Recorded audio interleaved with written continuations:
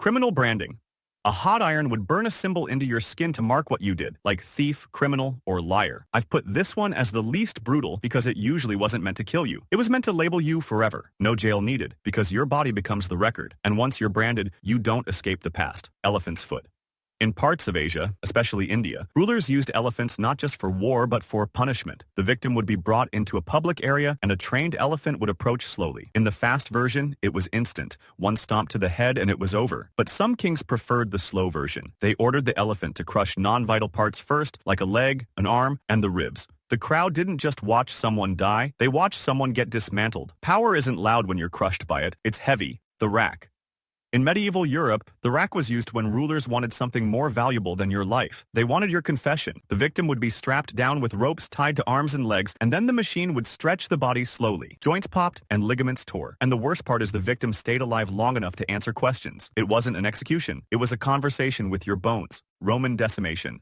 In ancient Rome, soldiers didn't just fear the enemy, sometimes they feared their own commander more. If a unit was accused of cowardice or rebellion, Rome used decimation. The soldiers were split into groups of 10. They drew lots, and one man was chosen at random. Then his own 9 friends had to kill him. Not strangers, but his brothers in armor. Rome didn't just punish failure. Rome forced guilt into the survivors so they'd never fail again. Boiling alive.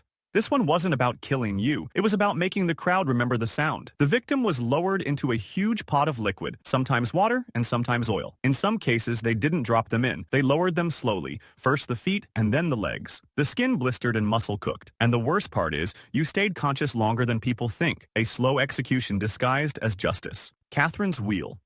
In medieval Europe, there was a punishment designed for 2 things, pain and display. The victim was tied to a large wooden wheel, and the executioner used a hammer or iron bar to break bones, arms and legs over and over. Sometimes the broken body was woven into the wheel and bent around it. Then the wheel was raised up high like a billboard, not to execute you quickly, but to let everyone watch you fade out slowly. Keelhauling.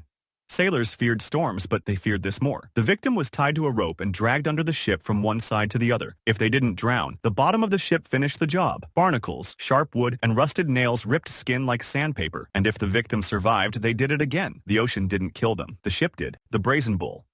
In ancient Greece, there was a punishment designed to turn a human being into entertainment. It was a hollow metal bull built life-size, and the victim was locked inside. Then a fire was lit underneath. The metal heated up like an oven, and the person inside was slowly roasted alive. But the cruelest part wasn't even the fire. The bull was built with pipes in its head, designed so the screams came out sounding like a bull's roar. To the crowd, it sounded like an animal. To the victim, it was a nightmare with no exit. Aztec live heart removal.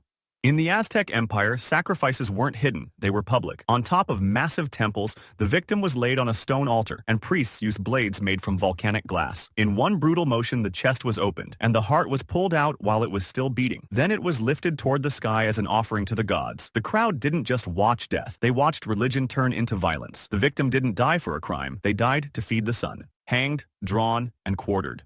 In medieval England, if you were convicted of high treason, they didn't just execute you, they erased you. The victim was dragged through the streets to the execution site, sometimes still alive, while crowds watched and cheered. Then they were hanged, but not long enough to die. Their body was cut down, and the real punishment began. The goal wasn't mercy, it was suffering, humiliation, and fear. By the time it ended, the message was clear. This wasn't just a death, it was a warning to the entire kingdom. Lingchi. In old China, there was an execution designed to last as long as possible. The victim was restrained while small cuts were made over time, not meant to kill quickly, but to prolong pain and shock. Some versions were done in public, with people watching as the punishment continued step by step. It wasn't about justice, it was about control. The longer it lasted, the louder the warning became. A slow death, designed to terrify anyone who thought about crossing the law. Scaphism.